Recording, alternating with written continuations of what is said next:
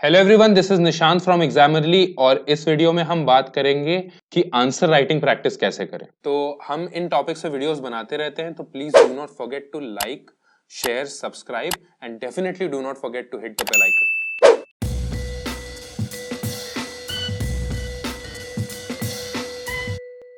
A lot of you people have doubt कि answer writing जो करनी है यूपीएससी सीएससी की, वो कैसे करनी है, कब से स्टार्ट करनी चाहिए, किस तरह से आंसर्स लिखने चाहिए और कितनी प्रैक्टिस करनी चाहिए। तो सबसे पहले जो मैं बात बोलना चाहता हूं वो ये है कि अगर आप अभी अपनी प्रिपरेशन शुरू कर रहे हैं, if you are at the very start of your preparation, तो आंसर राइटिंग को लेके परेशान होने की जरूरत नहीं है। बिकॉज आंसर राइटिंग आपकी तभी अच्छे से हो पाएगी और उसकी प्रैक्टिस भी तभी अच्छे से हो पाएगी जब आपके पास कुछ नॉलेज होगी। तो अगर आपके पास सफिशिएंट नॉलेज नहीं है तो आप एक एक आंसर पे 1 से 2 घंटे टाइम स्पेंड करेंगे, 3-4 सोर्सेस को रेफर करेंगे और ये जो पूरा एफर्ट है इसमें आपको सीखने को बहुत ज्यादा कुछ नहीं मिलेगा और बहुत ही स्कैटर्ड आपकी नॉलेज रहेगी। तो सबसे पहली मेरी एडवाइस यही होगी कि अगर आप अपनी प्रिपरेशन अभी शुरू कर रहे हैं या फिर अगर आपने इवन एक बार प्रीलिम्स दिया है और आपने सारे के सारे सब्जेक्ट्स अच्छे से नहीं पढ़े हैं, तो सबसे पहले आप सारे के सारे सब्जेक्ट्स को कवर कीजिए।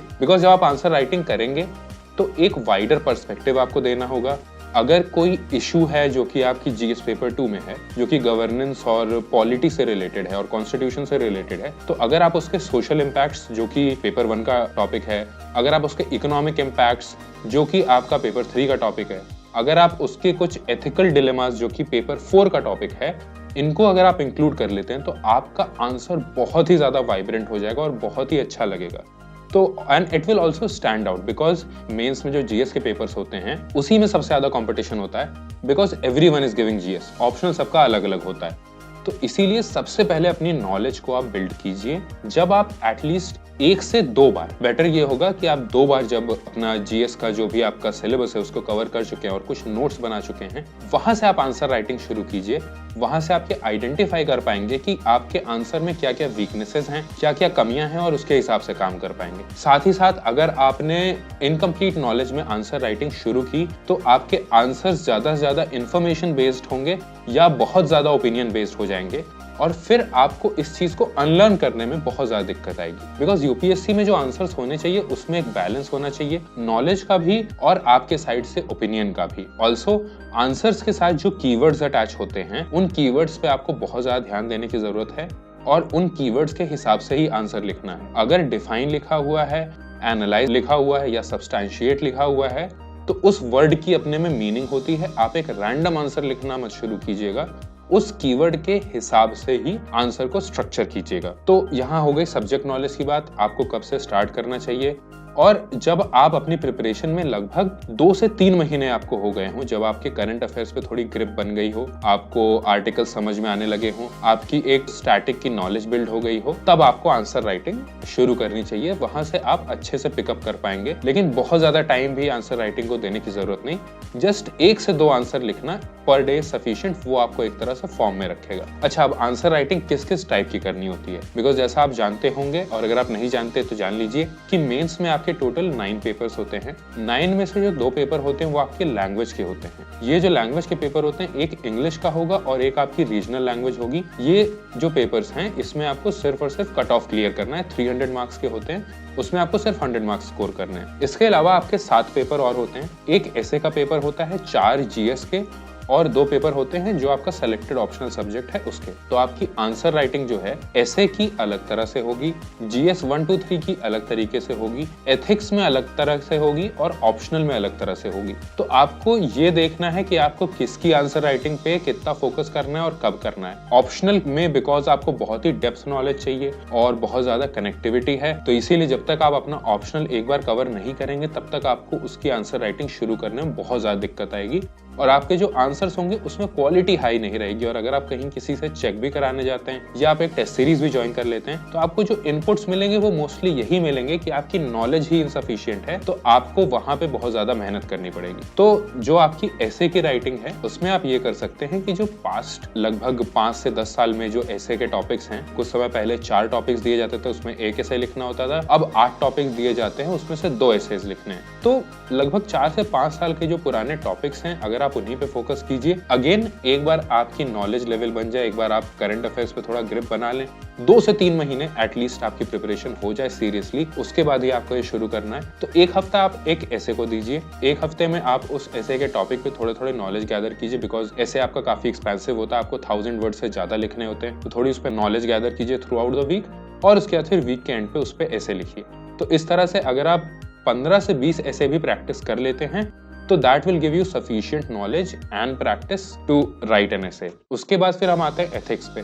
Ethics is one of the subjects जिसमें कि सबसे ज्यादा आपको प्रैक्टिस की जरूरत है, और इसमें बहुत ज्यादा नॉलेज बेस की बात नहीं है, बिकॉज इसमें जो 2 सेक्शंस हैं, एक सेक्शन होता है आपका केस स्टडी का, आपको ये समझना पड़ेगा कि केस स्टडी कैसे करनी है, तो that is all about practice, बहुत ज्यादा उसमें नॉलेज इन्वॉल्व नहीं है। और जो उसका फर्स्ट सेक्शन भी होता है उसमें आपको अपने पर्सनल एक्सपीरियंसेस का यूज करना है, आपको एथिकल डिलेमास के हिसाब से आंसर करना है, वहां पे एक सेट तरीका नहीं है आंसर लिखने का, तो वहां पे भी आपको प्रैक्टिस चाहिए। तो जो एथिक्स की प्रैक्टिस है और टू सम एक्सटेंट जो ऐसे की प्रैक्टिस है, वो आप प्रीलिम्स के बाद कंफर्टेबली कर सकते हैं, आपके पास सफिशिएंट टाइम रहता है प्रीलिम्स के बाद स्पेसिफिकली इन 2 चीजों पे फोकस करने का, और ये स्पेसिफिकली मेंस के लिए ही है, तो इसी वजह से आपको बहुत ज्यादा दिक्कत भी नहीं आएगी, और वहां पे आप एक टेस्ट सीरीज ज्वाइन करके भी कर सकते हैं। जहां तक ऑप्शनल की बात है, ऑप्शनल की जनरली जो प्रिपरेशन है बहुत सारे लोग एकदम बिगिनिंग से करते हैं, बट मेरी एडवाइस ये है कि 2-3 महीने जो आप जीएस की पढ़ाई कर ले तो आपको थोड़ा सा बेटर आइडिया लगने लगेगा कि आपको क्या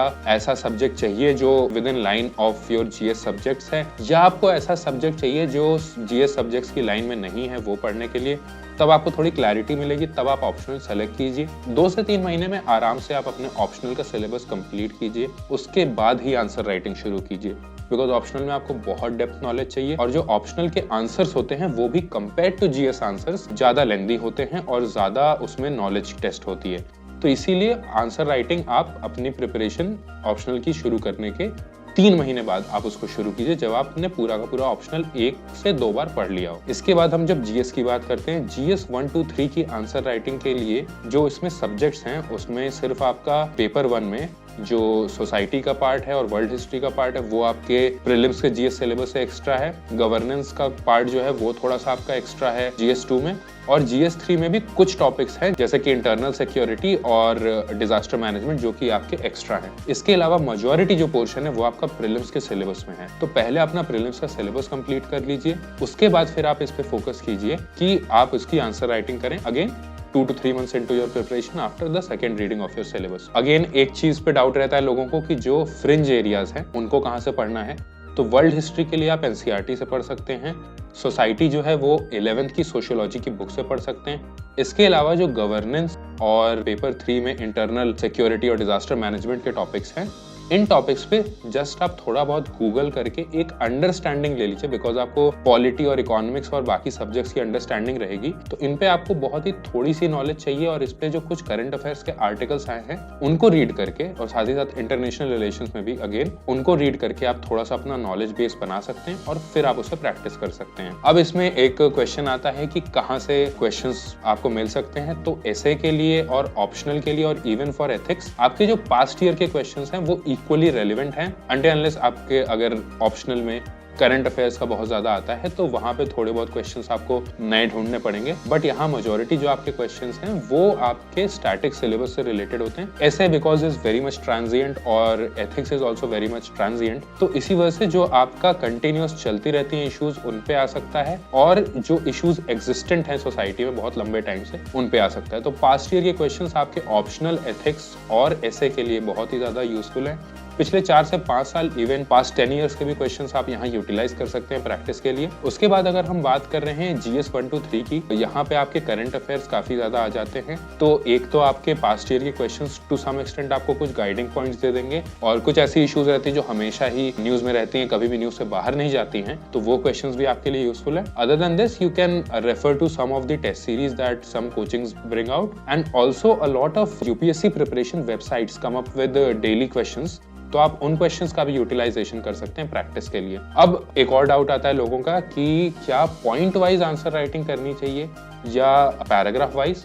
तो देखिए इसमें क्या है कि आपके जो डिफरेंट आंसर्स हैं, डिफरेंट जो क्वेश्चंस हैं, उनको अप्रोच करने के तरीके अलग-अलग होंगे। अगर वहां पे थोड़ा इन्फॉर्मेशन स्पेसिफिक हो रहा है, काफी ज्यादा शार्प फोकस है क्वेश्चन का, तो आप पॉइंट वाइज जा सकते हैं। और अगर आपको कुछ चीजें एक्सप्लेन करनी है, कुछ बिल्डअप करना है, तो वहां आपको पैराग्राफ के फॉर्मेट में जाना होगा। एक और चीज है, अगर ऐसा हो रहा है कि आपके 12-13 क्वेश्चन करने मेजॉरिटी टाइम चला गया, बिकॉज टाइम बहुत बड़ा फैक्टर है, आपको लगभग 7 से 10 मिनट मिलते हैं एक आंसर लिखने के लिए, GS1 से लेकर GS4 और ऑप्शनल में।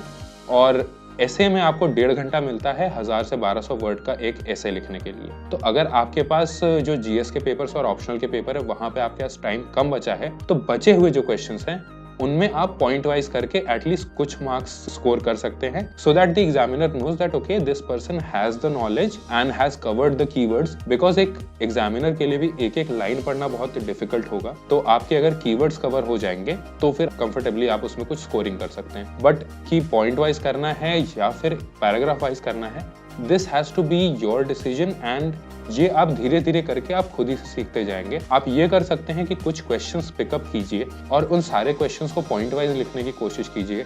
उसके बाद में भी उन्हीं क्वेश्चंस पे या एक सिमिलर क्वेश्चन सेट को लेके आप सारे के सारे क्वेश्चंस को पैराग्राफ फॉर्मेट में लिखने की कोशिश कीजिए। फिर आप पर्सनली जज करने की कोशिश कीजिए कि कौन से आंसर्स आपके बेटर गए हैं, कहाँ आपकी टाइम मैनेजमेंट बेटर रही, कहाँ आप ज्यादा से ज्यादा क्वालिटी डिलीवर कर पाए और कहाँ पे आप रिक्वायरमेंट प्रॉपरली डिलीवर कर पाए। तो इस तरीके से आपको आइडिया लग जाएगा कि आपके लिए बेस्ट फॉर्मेट क्या होगा, पॉइंट वाइज जाने में, बुलेट पॉइंट वाइज जाने में, या फिर पैराग्राफ वाइज जाने में। वैसे अगर इसके अलावा कोई भी डाउट्स या क्वेश्चंस हैं आंसर राइटिंग को लेके, तो आप इस वीडियो के नीचे कमेंट कर सकते हैं। We will try to reach out to you as soon as possible and resolve your queries. That's it from us in this video. Thank you.